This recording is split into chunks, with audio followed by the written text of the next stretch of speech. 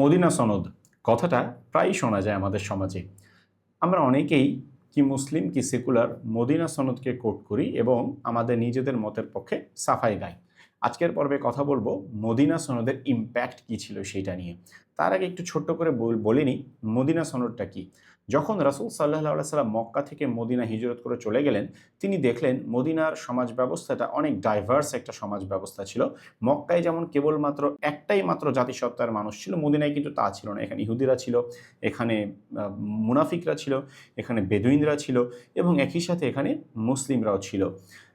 তিনি কি করলেন? তিনি বুঝতে পেরেছিলেন এমন একটা ডাইভার্স কালচারে, ডাইভার্স সোসাইটির মধ্যে যদি হারমোনি রক্ষা করতে হয়, যদি একটা স্থিতিশীল সমাজ ব্যবস্থা গঠন করতে হয়, তাহলে একটা কমন কনস্টিটিউশনের আন্ডারে সবাইকে নিয়ে আসতে হবে।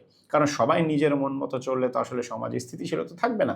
তখন তিনি মদিনা সনদ নামে একটা সংবিধান রচনা করলেন, যারা মদিনার সমস্ত অধিবাসী, চাই সে ইহুদি হোক, সে মুশরিক হোক কিংবা মুসলিম হোক, এই মদিনা সনদটা মেনে চলতে বাধ্য থাকবে। এই ছিল মদিনা সনদ। এখন এই মদিনা সনদের কনসিকোয়েন্সটা কি ছিল?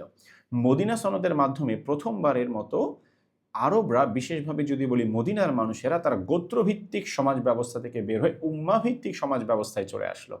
হ্যাঁ, এর আগে সবাই গোত্রের চিন্তা করতো, আমি অমুক গোত্রের, আমি অমুক গোত্রের, ঠিক আছে। কিন্তু রাসূল সাল্লাল্লাহু আলাইহি সাল্লাম এই মদিনা সনদের মাধ্যমে গোত্রভিত্তিক পরিচয়টাকে বদলে দিলেন উম্মাহ ভিত্তিক পরিচয় দিয়ে, ঠিক আছে। আওস এবং খাজরাজকে তিনি নাম দিলেন আনসার, এবং আনসারদের বাইরে যারা হিজরত করে মদিনায় গিয়েছিল তাদেরকে তিনি নাম দিলেন মুহাজির। সে যে গোত্রেরই হোক না কেন, যখন সে হিজরত করে চলে গিয়েছে তিনি হয়ে গেলেন মুহাজির, এবং মুহাজির এবং আনসারদেরকে একত্রিত করে নাম দেওয়া হলো মুসলিম।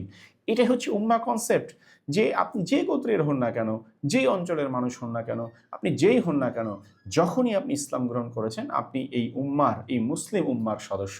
এই উম্মাহ কনসেপ্ট প্রথম আরবদের মধ্যে রাসূল সাল্লাল্লাহু আলাইহি ওয়াসাল্লাম মদিনা সনদের মাধ্যমে গেঁথে দিয়েছিলেন।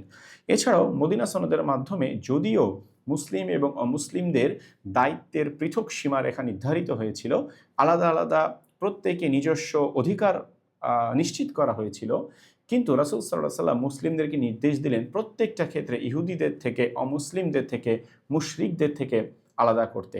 তাদের কালচার, তাদের চলাফেরা সব কিছুতেই যেন অমুসলিমদের থেকে মুসলিমরা একটা পার্থক্য মেনটেন করে। অর্থাৎ মদিনা সনদের মাধ্যমে মুসলিম এবং অমুসলিমদের একটা কালচারাল ডিফারেন্স, একটা পার্থক্য রচিত হয়ে গেল।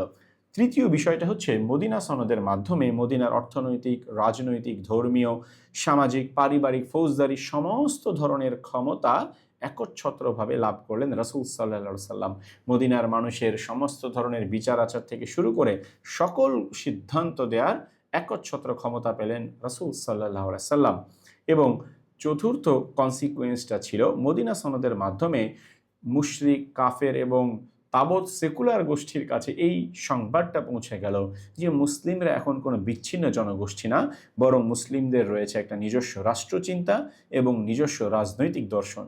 সুতরাং ইসলামকে কেবলমাত্র শান্তির ধর্ম নাম দিয়ে কিছু জিকির আজকার, নামাজ, রোজা, ইবাদতের মধ্যে সীমাবদ্ধ রেখে জাতীয় জীবন, রাজনৈতিক জীবন, রাষ্ট্রীয় জীবন, সামাজিক জীবন এবং বৈশ্বিক প্রেক্ষাপটে কোণঠাসা করে রাখার কোনো উপায় নেই।